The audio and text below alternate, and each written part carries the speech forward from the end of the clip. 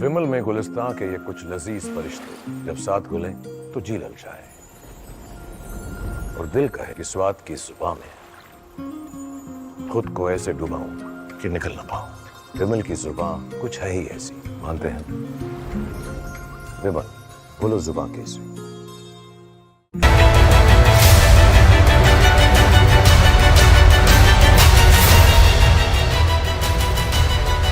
नमस्कार, रिपब्लिक भारत देख रहे हैं आप। आपके साथ मैं हूं सुमित चौधरी। वक्त हो गया है आपके फेवरेट शो तरकश का, और तरकश में आपको गजवाए हिंद प्लान जो मुल्ला मुनीर बना रहा था उसे कैसे फेल किया गया है आपको बताऊंगा, और साथ ही साथ लव जिहाद का खेल खेला जा रहा था मोहसिन की तरफ से, उसके शो 100 शिकार जिसके बाद मोहसिन पर हो रही है बड़ी कार्रवाई। पूरी खबर आपको यहां पर बताने वाला हूं, लेकिन सबसे पहले आपको बताता हूं कि पाकिस्तान की गोद में बैठकर भारत से गद्दारी करने वाले सपोलों की लिस्ट लगातार बढ़ रही है। नया नाम तुफैल का है। तुफैल जो भारत में गजवाए हिंद का प्लान बना रहा था। कौन कौन सी जानकारियां इसने पाकिस्तान भेजी, कौन कौन वो लोग हैं जो इसकी लिस्ट में जुड़े हुए थे, क्योंकि अब उनका भी हिसाब हो रहा है। लेकिन गजवाए हिंद का प्लान जो मुल्ला मुनीर बना रहा था तुफैल के जरिए, वो फेल हो चुका है।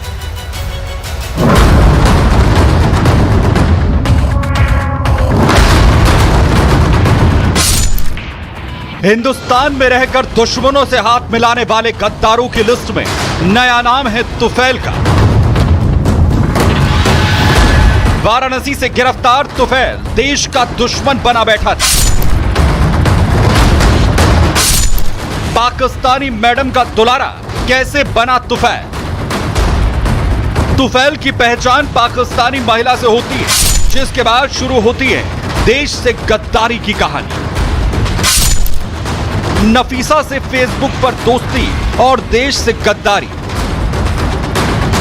वाराणसी से पकड़े गए पाकिस्तानी जासूस तुफैल को लेकर बड़ी जानकारी सामने आई है। मोबाइल की जांच और शुरुआती पूछताछ में हुए खुलासे ने एजेंसियों के कान खड़े कर दिए। यूपी एटीएस ने तुफैल को गिरफ्तार किया। पाकिस्तानी महिला के संपर्क में था तुफैल।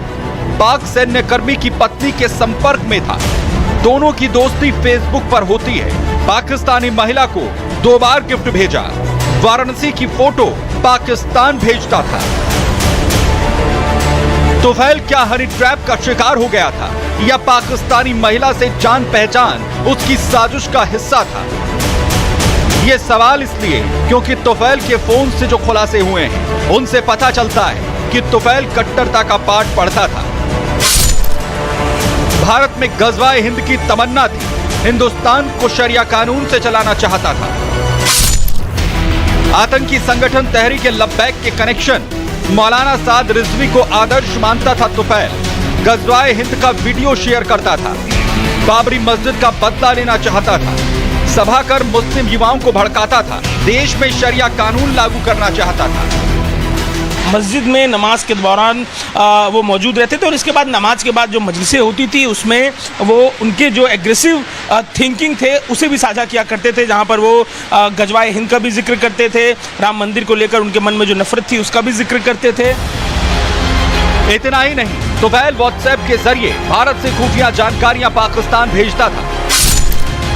गद्दार तुफैल ने 19 व्हाट्सएप ग्रुप बनाए। ग्रुप को पाकिस्तान से ऑपरेट किया जा रहा था। पूर्वांचल के 800 से ज्यादा लोगों को जोड़ा। एटीएस इन 800 नंबरों की जांच करने में जुटी है। ग्रुपों में वाराणसी के कई मोहल्लों के लोग शामिल हैं। तुफैल के व्हाट्सएप ग्रुप में पाकिस्तानी नंबर भी शामिल। पाकिस्तान के इशारे पर देश विरोधी संगठन बना रहा था। युवकों को ग्रुप में जोड़कर भड़काऊ वीडियो भेजता था। तुफैल ने देश की कई जगहों की रेकी की। रेकी के बाद तस्वीरें, वीडियो पाकिस्तान भेजी। दिल्ली के लाल किले की तस्वीर पाकिस्तान भेजी। निजामुद्दीन जामा मस्जिद की तस्वीर भी भेजी। तो वहीं वाराणसी की ज्ञान वापी की तस्वीर भी उसने पाकिस्तान में साझा की। तुफैल को लेकर उसके पड़ोसियों ने भी कई खुलासे किए हैं। उनका कहना है कि तुफैल का व्यवहार हमेशा से संदिग्ध था। वहीं उसके परिवार वालों का कहना है कि उसे उसकी हरकत की सजा मिलनी चाहिए। 10-15 साल से तो यहीं पे वो रहता है, और मोहल्ले में मतलब हम लोगों के सामने तो कोई ऐसी बात नहीं होता था, लेकिन ये उसमें संगीन वो था, बराबर ही बाहरी लोग आते थे, बाहरी लोग ले जाते क्या थे। वो आप लोग को भी अपनी सुरक्षा के लिए लग रहा होगा? एकदम भैया, कल से तो हम लोग एकदम सन्न रह गए कि बताइए हम लोग के घर के पास में ही ऐसा हो रहा है। दोषी है तो भाई उसको सजा मिलनी चाहिए। शर्मिंदगी हो रही है, क्यों नहीं हो रही, पछतावा हो रहा है कि ऐसा कैसे हो सकता है, ऐसा नहीं होना चाहिए। देखिए अभी ये मामला न्यायालय में चलेगा, अब न्यायालय जो भी फैसला करेगी उसको एक्सेप्ट किया जाएगा। आरोपी तुफैल कन्नौज और पंजाब के सरहिंद गया था, वहां से खुफिया जानकारी जुटाई। यूपी एटीएस पता लगा रही है कि कन्नौज और सरहिंद की यात्रा के बाद वो देश में कहां-कहां गया था, साथ ही मुस्लिम युवाओं के साथ कहां सम्मेलन या सभा करता था, जिस नफीसा नाम की महिला से उसका संपर्क था उसे क्या गिफ्ट भिजवाए। इन सवालों के आधार पर जांच जारी है। Bureau report, Republic Bharat. मार पड़ी है और खूब पड़ी है। अभी तक भारत पाकिस्तान के हालात ऑपरेशन सिंदूर के बाद आखिर क्या हो चुके हैं, यह पूरी दुनिया को बता रहा था। लेकिन अब खुद वहां के नेता कह रहे हैं, दुनिया के सामने मान रहे हैं कि बहुत पीटा है भारत ने। और कुछ नेता तो अपनी फौज को खरी खोटी सुना रहे हैं, कह रहे हैं कि जब भारत की फौज हमें पीट रही थी तो हमारी सेना सो रही थी।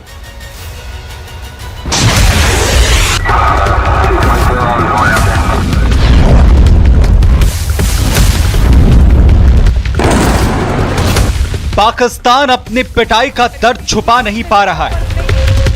कश्मीर को गले की नस बताने वाले पाकिस्तान का गला सूख रहा है। भारत के हाथों पिटने के बाद पाकिस्तान कदम अब महंगाई निकाल रही है। पाकिस्तान में त्राहिमाम मचा है। पानी को लेकर आतंकिस्तान में हाहाकार मचा है। भारत की स्ट्राइक का असर पाकिस्तान में कुछ यूं दिख रहा है कि संसद में पानी के लिए गिड़गिड़ाया जा रहा है। अगर ये पानी का क्राइसिस नहीं अभी सॉल्व करेंगे तो हम भूखे मर सकते हैं। उसकी वजह ये है कि इंडस बेसिन जो है वो ही हमारा लाइफलाइन है। 3/4 जो पानी हमारा आता है सर टोटल बाहर से आता है। 90% स्टेटिस्टिक्स के मुताबिक 90% जो हमारी क्रॉप्स हैं, जो हमारी फसलें हैं, वो इस पानी पे डिपेंड करती हैं। हमारे जितने पावर प्रोजेक्ट्स हैं, जितने डैम्स हैं, वो इसी पानी के ऊपर बने हुए हैं। तो इसलिए अगर ये हम इसको हम समझते हैं कि ये एक वाटर बॉम्ब हमारे ऊपर पड़ा हुआ है। पाकिस्तान खुद ही सबूत दे रहा है कि भारत ने जोरदार कुटाई की है। पहले चाचा ने माना कि हिंदुस्तान ने घुसकर मारा है, अब भतीजी भी कह रही है कि जी हां, भारत ने हिंदुस्तान में घुसकर पाकिस्तान को ठोक दिया है। पंजाब की सीएम मरियम नवाज कुछ दिनों पहले तक कहती थी कि आवाम को घबराना नहीं है, लेकिन आज कह रही हैं कि भारत ने तो हमारे घर में घुसकर जबरदस्त तबाही मचा दी। जो कुछ 9 मई को हुआ और जो कुछ उससे पहले इंडिया ने 6 और 7 मई की शाम को हमला करके किया, उसमें ज्यादा फर्क नहीं है, बल्कि शायद हमने ज्यादा, हमारी उस सियासी जमात ने ज्यादा नुकसान पहुंचाया पाकिस्तान को। क्योंकि जो काम दुश्मन बरसों में नहीं कर सका, दहाइयों में नहीं कर सका, वो हमने खुद अपने मुल्क का नुकसान कर दिया। तो वहीं पाकिस्तानी सांसद अपनी फौज पर सवाल दाग रहे हैं, कह रहे हैं कि मियां भारत जिस वक्त चकलाला तक पहुंच गया, क्या पाकिस्तानी फौज सो रही थी? किसी ने ये नहीं पूछा कि जीएचक्यू से 5 किलोमीटर चकलाला एयरबेस तक ये ड्रोन कैसे पहुंचा, ये धमाका कैसे हुआ। जब यहाँ तक आपके हालात आ सकते हैं कि चकलाला एयरबेस पे बम गिर सकते हैं, तो हमें तो कम से कम इन चीजों का देखना। सर ये एक बड़ी सीरियस चीजें हैं। जिस मुल्क की फौज से सवाल पूछे जा रहे हों, वहां का आर्मी चीफ सेल्फ प्रमोशन में बिजी है। जंग में बुरी तरह पिटने वाले जनरल को प्रमोट कर अपनी ही देश की जनता की आंखों में धूल झोंकने का काम किया गया है। पाकिस्तान के आसिम मुनीर की सेना बुरी तरह से पिटी। अब उसी जनरल मुनीर को शहबाज शरीफ ने प्रमोट कर फील्ड मार्शल का दर्जा दे दिया। दुनिया भर में मुनीर की थू-थू हो रही है। अब घर में ही फजीहत का सामना भी करना पड़ रहा है। आसिम मुनीर को इनाम मिलने का इमरान खान ने मजाक बनाया है। जेल में बंद इमरान ने मुनीर पर तंज कसा है। मुनीर को खुद को फील्ड मार्शल की जगह किंग की उपाधि दे देनी चाहिए। पाकिस्तान में इस समय जंगल का कानून लागू है। और जंगल में केवल एक राजा होता है। इमरान खान ने यह भी कहा कि पाकिस्तान में कानून केवल कमजोरों पर अपना जोर दिखाता है। शहबाज और मुनीर पर निशाना साधते हुए इमरान ये भी कह गए कि चोर जितना बड़ा होगा वो उतना ही उच्च पद पर होगा, तो अब न्याय को दफना देते हैं। पाकिस्तान की असलियत वहीं के नेता बताते नहीं थक रहे हैं। पाकिस्तानी नेताओं का बड़बोलापन कहें, सच ना छिपा पाने की काबिलियत, भारत की मार से जो दर्द हुआ है उसकी कराह लाहौर, इस्लामाबाद से गाहे बगाहे सुनाई दे रही है। Bureau report, Republic Bharat. वहीं पूरी दुनिया में पाकिस्तान की आतंकी सूरत दिखाने के लिए भारतीय सांसदों के डेलीगेशन लगातार दूसरे देशों में पहुंच रहे हैं और वो सबूत दिखा रहे हैं जो बताते हैं कि पाकिस्तान कैसे आतंक को पालता पोसता है और भारत ने कैसे उसकी आतंकी जमीन को बंजर बना दिया है। पूरी दुनिया के देशों का साथ एक बार फिर से भारत को मिल भी रहा है।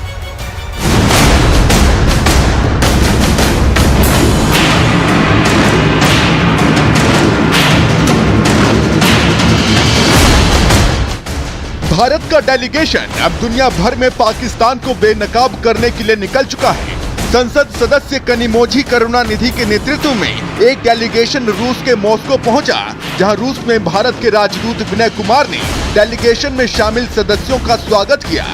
इसके बाद रूस के शीर्ष अधिकारियों के साथ बैठक हुई, जिसमें भारत से गए डेलीगेशन ने यही समझाया कि मुद्दा आतंकवाद है, जिसके लिए पाकिस्तान जिम्मेदार है।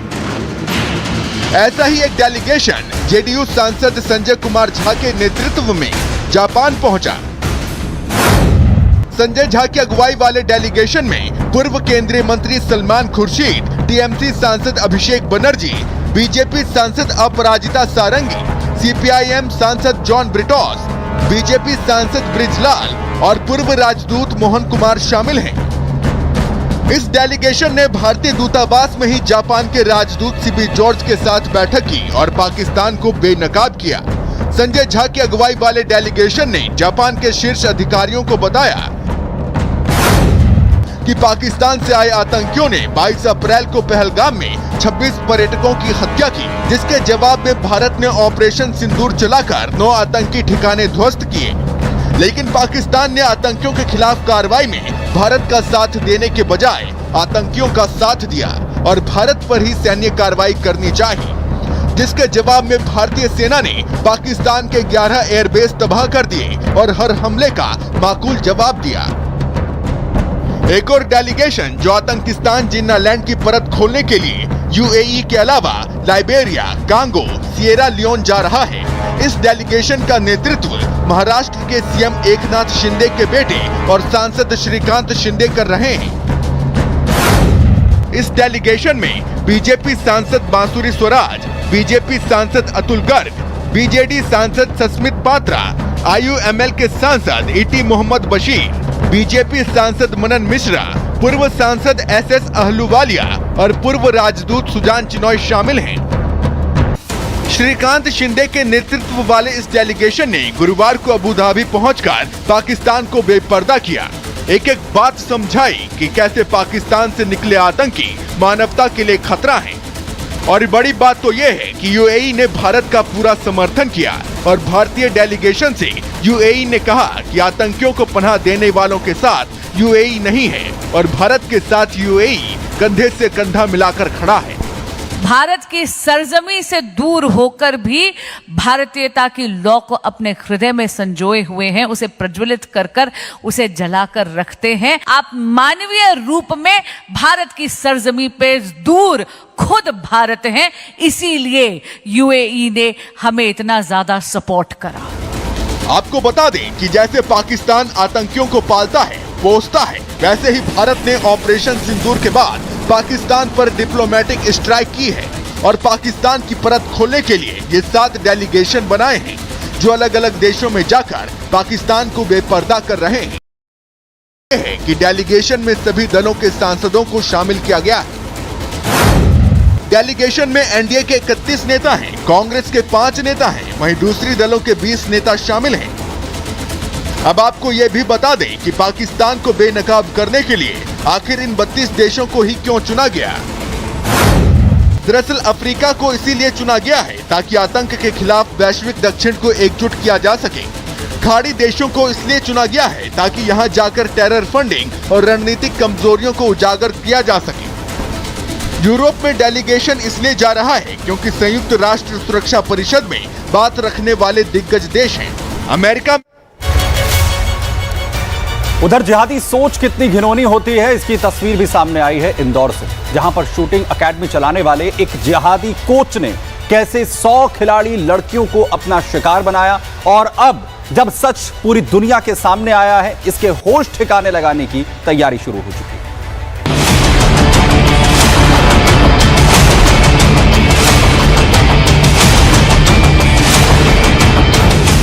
100 से ज्यादा लड़कियों के साथ अश्लीलता, मोबाइल में मिले भद्दे वीडियो, शूटिंग कोच मोहसिन के काले सच ने उड़ाई इंदौर की नींद। इंदौर में मोहसिन नाम के शख्स की घिनौनी करतूत की खबर ने हड़कंप मचा दिया है। अन्नपूर्णा थाना इलाके में ड्रीम ओलंपिक शूटिंग एकेडमी चलाने वाले कोच मोहसिन खान पर हिंदू छात्राओं से गंदी हरकत करने का आरोप लगा है।